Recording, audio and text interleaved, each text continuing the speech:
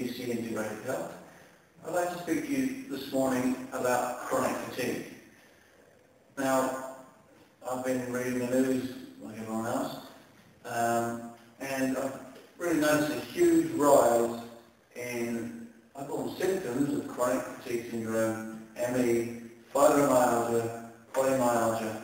It's also been reflected in the people who are coming to see me as well.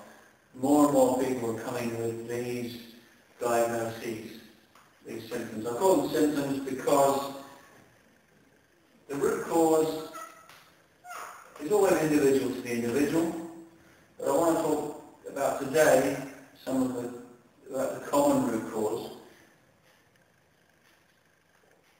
which is adrenal fatigue or exhaustion. Now, the adrenals are a small kidney bean shaped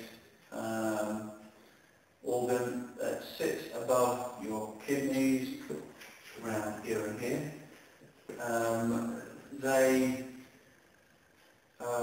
They're an endocrine gland, so they pump out hormone, and they pump out adrenaline and cortisol mainly. Adrenaline is pumped out in an emergency situation. Cortisol takes over from adrenaline when that situation continues.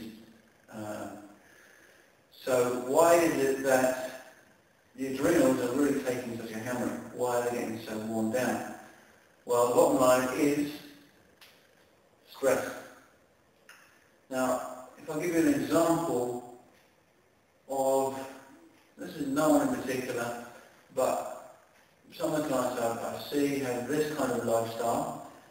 I just want to use this as an example of how stressful the day can be and how your body can interpret this and how your adrenals have to deal with this.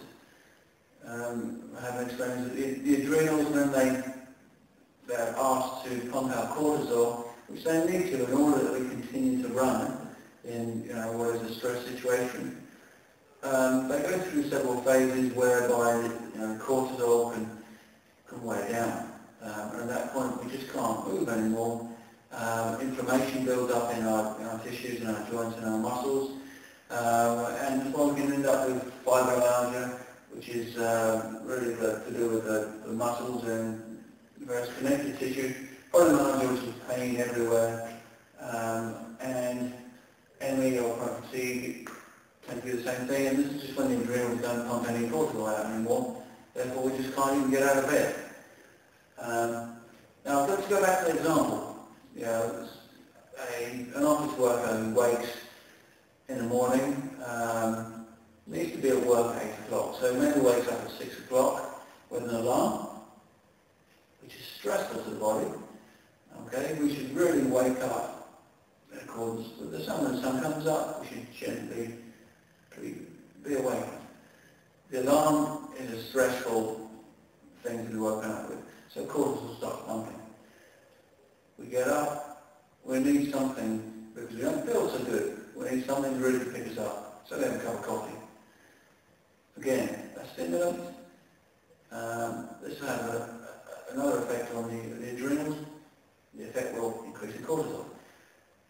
We might then have some orange juice, some toast, some cereal. That's a whole load of sugar here, basically. Again, that will have an effect on another hormone called insulin. And at the same time, that will also have an effect on cortisol. They work together. So again, the adrenals get another hit, and we haven't even left the house. Okay, we get in the car, we need to get to work and rush hour. Okay, stress. This time, different source of stress, the same effect on the adrenals, increase in cortisol. Getting to work, haven't quite finished what we started last week, so we feel fairly pressured, and we plan to work through the day, maybe not take lunch, and work late into the day, perhaps to 6, 7 o'clock. So we sat at the desk, at a computer.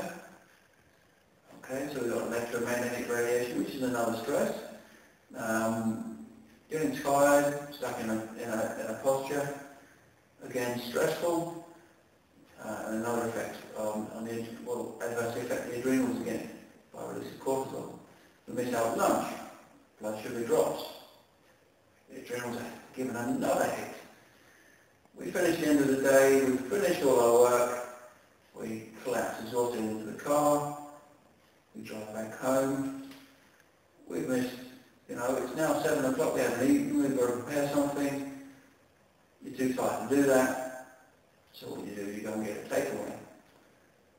Okay, so some fast food, just to finish the day off with a whole lot more stress, and then we try and get to sleep, and we can't sleep, and the cycle starts over again. Okay, so maybe just an example, you can see that stress isn't just mental stress in terms of the way that our bodies interpret it. Okay, so that dose of stress will be enough given over a length of time, maybe 3 months, 6 months, a year. Your body will do as much as it can just to stay in balance and stop things like the attacking the symptoms. But we need to listen to our body. We need to listen. This is what I want to mention, some solutions. Our body, as I mentioned there, will, if we listen to it, give us some messages and tell us what we need to do in order to get balance back. Maybe, I just want to summarise here. Okay, so the first thing I would suggest to recommend is we need to nourish ourselves. We need to nourish yourself. The first thing is very important thing, sleep.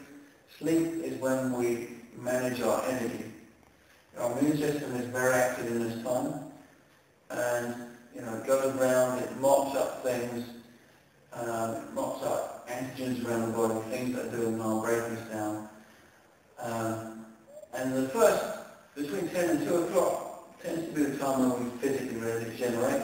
Between 2 and 6 o'clock is when we need to regenerate.